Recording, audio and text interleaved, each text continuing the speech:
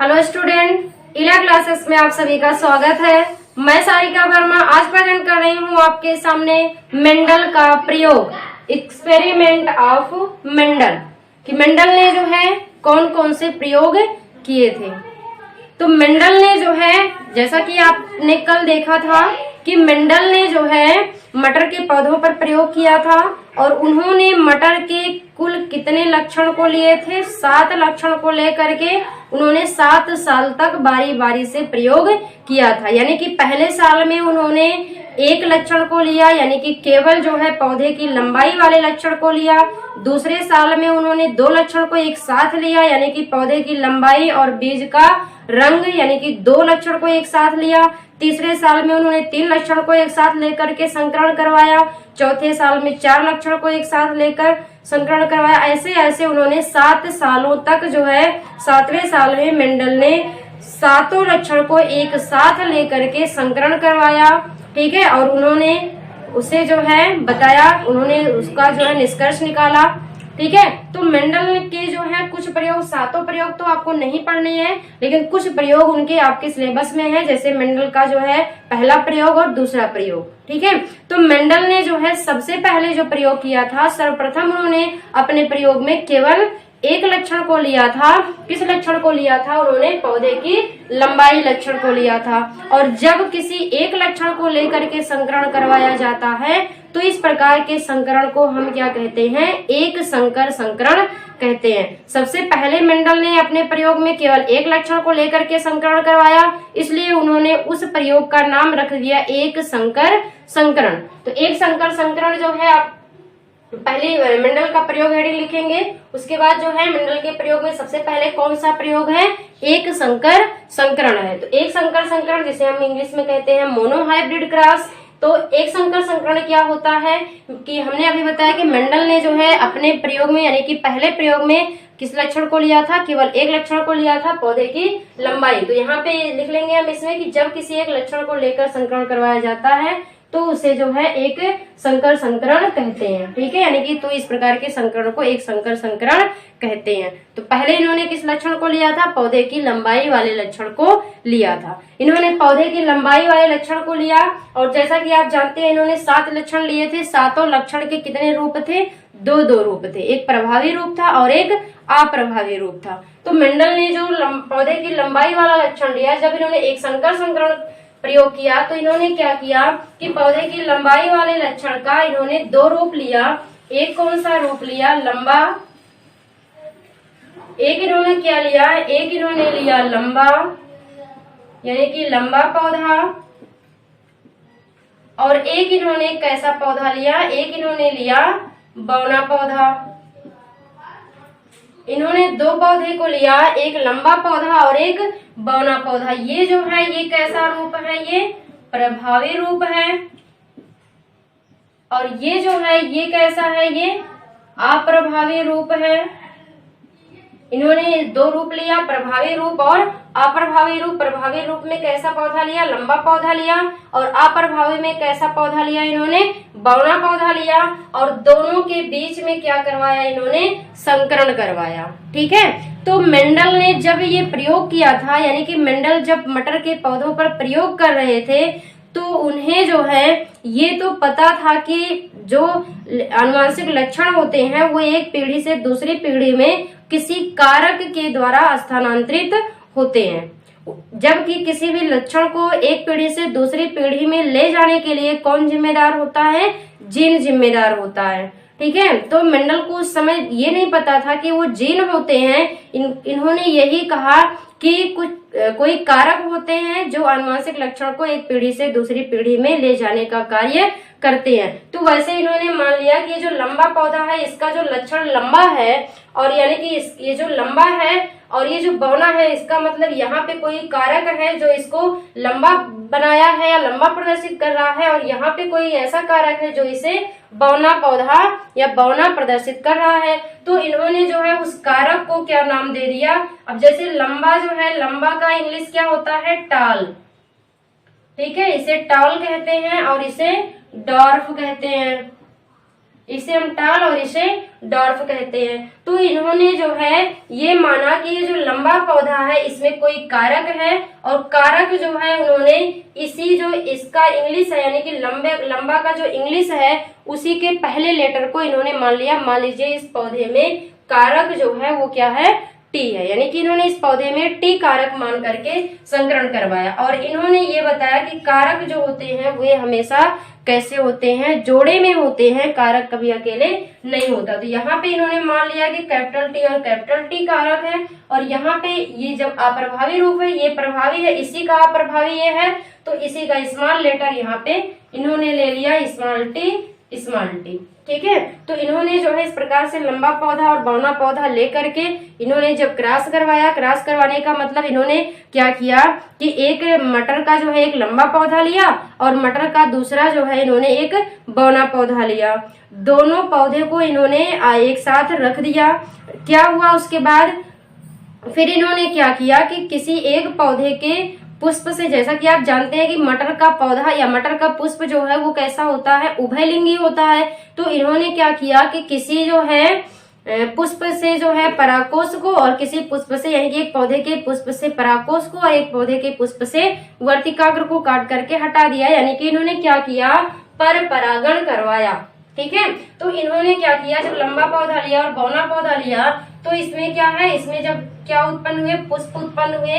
तो पुष्प में आप जानते हैं पुष्प बनेंगे, पुष्प में ही जो परागकोश होगा, परागकोश में परागकण बनते हैं, और जो अंडाशय होता है अंडाशय में जो है ओव्यूल बनते हैं यानी कि बीजांड बनते हैं। तो ये जो है गैमेट होते हैं। तो यहाँ पे जब लंबे पौधे का जो जर्मिनल सेल होगा उसमें कौन सा डिवीजन होता है, मियोसिस डिवीजन। मियोसिस डिवीजन यानी कि अर्धसूत्री विभाजन हुआ, तो इससे क्या बने, गैमेट बने। तो यहाँ पे जो गैमेट बनते हैं वे गैमेट जो है कौन कौन से बने, दो बने, एक जो है कैपिटल टी और दूसरा जो है वो कैपिटल टी। यहाँ पे भी क्या हुआ, अर्धसूत्री विभाजन हुआ, मियोसिस डिवीजन हुआ, और क्या बने, गैमेट बने, स्मॉल टी बना और स्मॉल टी बना। ठीक है, ये क्या है, इसको हम कहेंगे ये जनक। ठीक है, इस साइड में लिख लेंगे, ये क्या है, ये जनक है यानी कि पेरेंट है। और ये जो बना है ये क्या है, युग्मक है यानी कि गैमेट। ये क्या है, गैमेट। तो ये युग्मक जब बन गए तो इन्होंने क्या किया, संकरण करवाया, यानी कि इस वाले युग्मक को इन्होंने जो है इस वाले युग्मक से मिलाया। एक को इन्होंने मेल माना, मान लीजिए ये मेल है, और एक को इन्होंने फीमेल मान लिया। इसका मतलब क्या है, इसका मतलब ये है कि इन्होंने जो लंबा पौधा था उसके जो है पुष्प से किसको हटा दिया, वर्तिकाग्र को हटा दिया, और इसके पुष्प से किसको हटा दिया, पुंकेसर को हटा दिया। ठीक है, यानी कि इस पौधे में केवल फीमेल वाला पार्ट बचा और इस पौधे में केवल मेल वाला पार्ट बचा।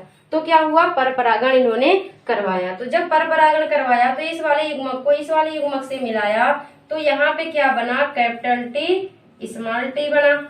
फिर इन्होंने इस वाले युग्मक को इस वाले युग्मक से मिलाया, तो यहाँ भी क्या है, कैपिटल टी स्मॉल टी। फिर इस वाले युग्मक को इससे मिलाया, तो यहाँ भी कैपिटल टी स्मॉल टी। फिर इस वाले युग्मक को इससे मिलाया, तो यहाँ पे भी क्या बना, कैपिटल टी स्मॉल टी बना। तो इस प्रकार से जो है देख रहे हैं कि यहाँ पे जितने भी मेंडल ने जब ये संकरण करवाया इस प्रकार से, तो उन्होंने देखा क्या कि जो F1 जनरेशन है, ये कौन सी जनरेशन है, F1 जनरेशन। F1 जनरेशन यानी कि प्रथम पीढ़ी। तो F1 जनरेशन यानी कि पहली पीढ़ी में जो पौधे बने वे सभी पौधे कैसे बने, वे सभी पौधे टाल बने यानी कि लंबे बने।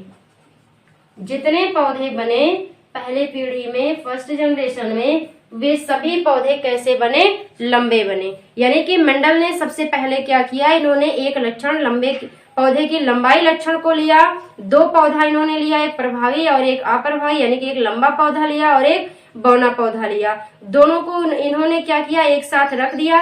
एक को इन्होंने मेल मान लिया, एक को फीमेल मान लिया, यानी कि एक पौधे के पुष्प से इन्होंने पुंकेसर को काट करके हटा दिया और दूसरे पौधे के पुष्प से इन्होंने क्या काट करके हटा दिया, स्त्री केसर को काट करके हटा दिया।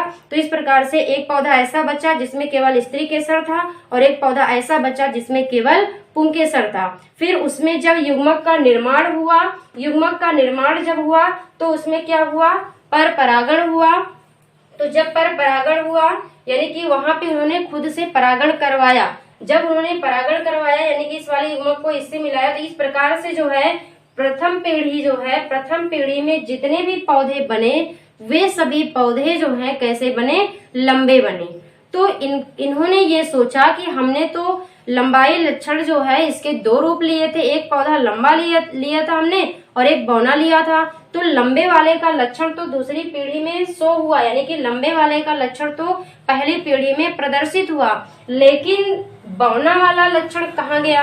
ठीक है, हमने तो बौना पौधा भी लिया था, तो ऐसा होना चाहिए था कि कुछ पौधे लंबे बनने चाहिए थे और कुछ बौने बनने चाहिए थे। जब अगर जो है पीढ़ी दर पीढ़ी आनुवंशिक लक्षण स्थानांतरित होते हैं, तो यहाँ तो केवल एक ही लक्षण दिखा कि सभी पौधे लंबे हुए, बौना कोई पौधा नहीं हुआ। तो इन्होंने क्या किया, फिर से जो प्रथम पीढ़ी में पौधे बने थे उन्हीं में से दो पौधों को इन्होंने लिया और उसमें फिर इन्होंने स्वपरागण होने दिया, अपने आप से परागण होने दिया।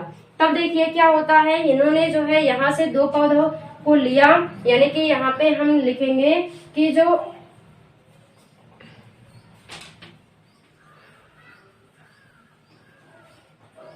इसको यहाँ लिख लीजिएगा अप्रभावी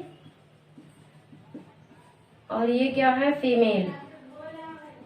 तो इन्होंने जो है प्रथम पीढ़ी में जो पौधे बने थे उसमें फिर इन्होंने क्या करवाया, यानी कि स्वपरागण होने दिया। यानी कि यहाँ पे हम एक लाइन लिख दे रहे हैं, फिर जो है मेंडल ने F1 जनरेशन के पौधों में स्वपरागण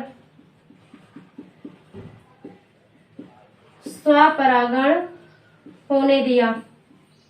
ठीक है, यानी कि फिर जो है F1 जनरेशन में जो पौधे बने थे उसमें जो है मेंडल ने क्या किया कि मेंडल ने उसमें स्वपरागण होने दिया। ठीक है, तो अब देखिए F1 का जो स्वपरागण है उसमें क्या होता है, F1 का स्वपरागण, यानी कि यहाँ पे इन्होंने दो पौधे को ले लिया, एक कैपिटल टी स्मॉल टी, सारे पौधे वही हैं, तो यहाँ से इन्होंने दो पौधा ले लिया, इस तरीके से दो पौधा इन्होंने लिया। ये क्या है, ये जनक है यानी कि पेरेंट। ठीक है, फिर यहाँ पे एक इन्होंने जो है एक कोई मान लीजिए कोई मेल है या फीमेल, उससे कोई मतलब नहीं। यहाँ पे फिर क्या हुआ, अर्धसूत्री विभाजन हुआ। ठीक है, मियोसिस डिवीजन। जब अर्धसूत्री विभाजन हुआ तो दो गैमेट बने, एक कैपिटल टी एक स्मॉल टी। यहाँ पे भी वही मियोसिस डिवीजन। ठीक है, तो यहाँ पे भी दो गैमेट बने, एक कैपिटल टी और एक स्मॉल टी। ठीक है, फिर यहाँ पे जो है ये क्या है, F1 जनरेशन, हम नीचे लिख दे रहे हैं F1 जनरेशन। ठीक है, तो यहाँ पे फिर इसमें क्या हुआ, स्वपरागण होने दिया। तो ये वाला गैमेट जो है इससे मिला होगा तो क्या बना, कैपिटल टी। यदि ये वाला गैमेट इससे मिला तो क्या बना, कैपिटल टी स्मॉल टी। फिर ये वाला गैमेट इससे मिला तो क्या बना, कैपिटल टी स्मॉल टी। ये वाला गैमेट इससे मिला तो क्या बना, स्मॉल टी। ठीक है, तो यहाँ पे जो है ये क्या है, युग्मक है, युग्मक यानी कि गैमेट। और ये जो है आपका हो गया F2 जनरेशन यानी कि द्वितीय पीढ़ी।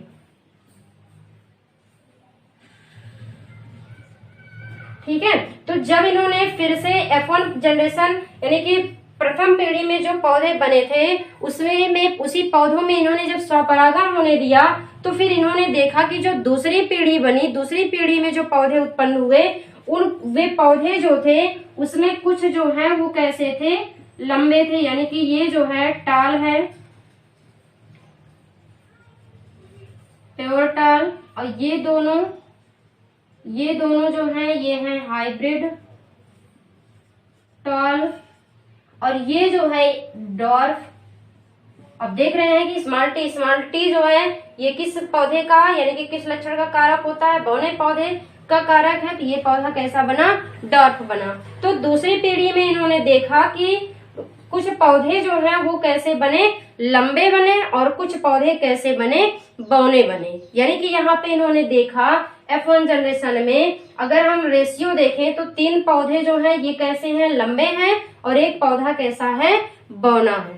ठीक है, तो ये इन्होंने जो है निष्कर्ष निकाला कि इसका मतलब जो है जो बौने वाला लक्षण था ये कहीं गायब नहीं हुआ था, ये छिप गया था। यानी कि ये छिप गया था और ये पहली पीढ़ी में नहीं प्रदर्शित हो पाया। लेकिन ऐसा नहीं कि ये गायब हो गया था या नष्ट हो गया था, ये छिपा हुआ था, और ये अगर पहले में नहीं उत्पन्न हो पाया तो ये जा करके दूसरी पीढ़ी में उत्पन्न हुआ। यानी कि कोई भी लक्षण ऐसा नहीं होता कि वो जो है गायब हो जाए, नष्ट हो जाए। वो अगर पहली पीढ़ी में उत्पन्न नहीं हो पाता तो दूसरी पीढ़ी में, या दूसरी में नहीं उत्पन्न हो पाता तो तीसरी पीढ़ी में जरूर उत्पन्न होता है। इस प्रकार से इन्होंने बताया कि इसका मतलब यहाँ पे जो लंबे पौधे का लक्षण था वो कहीं गायब नहीं हुआ था, नष्ट नहीं हुआ था, इसी में छिपा हुआ था, और ये इस पीढ़ी में, पहली पीढ़ी में नहीं उत्पन्न हो पाया, लेकिन जाकर के दूसरी पीढ़ी में फिर ये उत्पन्न हो गया। ठीक है, तो यहाँ पे 2 अनुपात पूछे जाते हैं। एक बार स्क्रीनशॉट ले लीजिए इसका, उसके बाद हम ऊपर का थोड़ा सा मिटा दें। ले लिए होंगे आप स्क्रीनशॉट इसका। तो देखिए अब जो है यहाँ पे 2 अनुपात पूछे जाते हैं, उस अनुपात को आप जान लीजिए।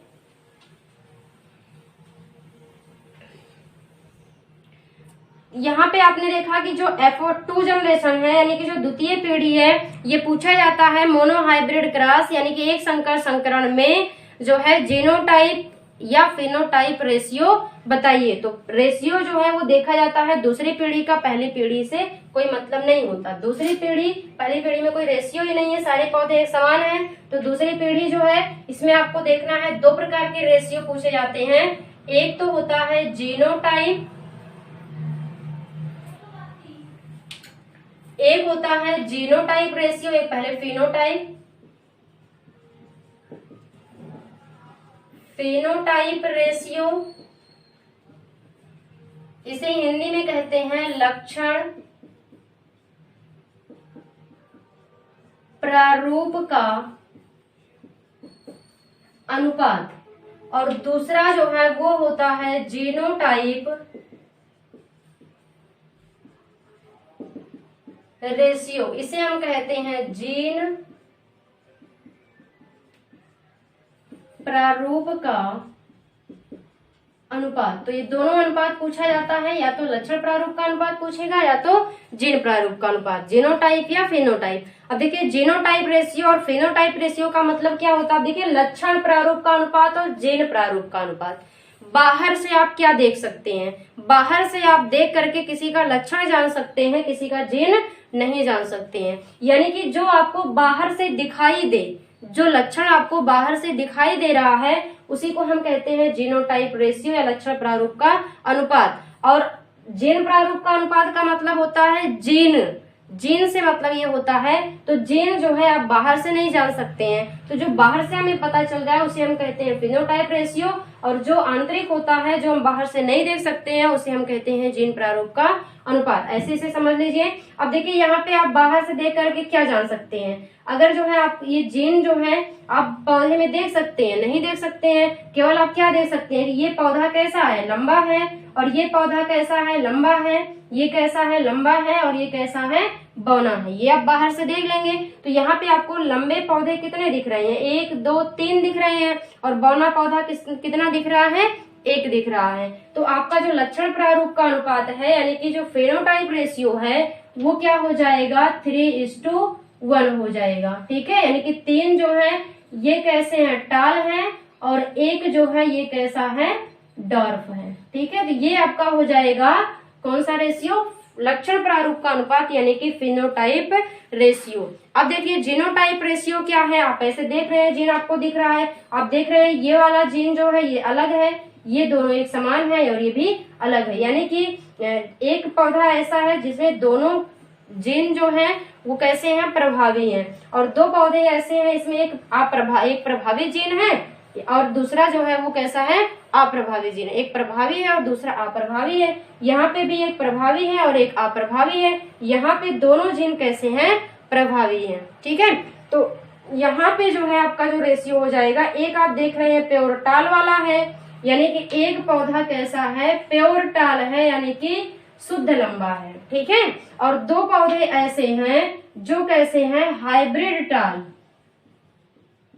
यानी कि संकर लंबे हैं, और एक पौधा जो है वो क्या है, डार्क, यानी कि 3 प्रकार के पौधे बने हैं। तो प्योर टाल जो है ये कितना है, 1 है। उसके बाद हाइब्रिड टाल में आप देख रहे हैं 2 पौधे हैं, और फिर ये आपका डार्क वाला जो है ये भी कितना है, 1 है। तो आपका जीनोटाइप रेशियो जो है वो क्या हो जाएगा, 1:2:1 हो जाएगा। ठीक है, यानी कि जो दूसरी पीढ़ी में पौधे बने हैं उसमें जो है लक्षण प्रारूप का अनुपात क्या है, 3:1 है, और जीन प्रारूप का अनुपात क्या है, 1:2:1 है।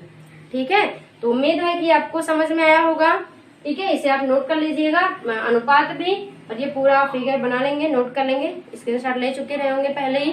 ठीक है, तो वीडियो आपको कैसी लगी ये आप कमेंट सेक्शन में जरूर बताएं, और जो है 1 बार 2 बार इसको देखें जिससे आसानी से आपको अच्छे से समझ में आ जाए। ठीक है, तो थैंक यू।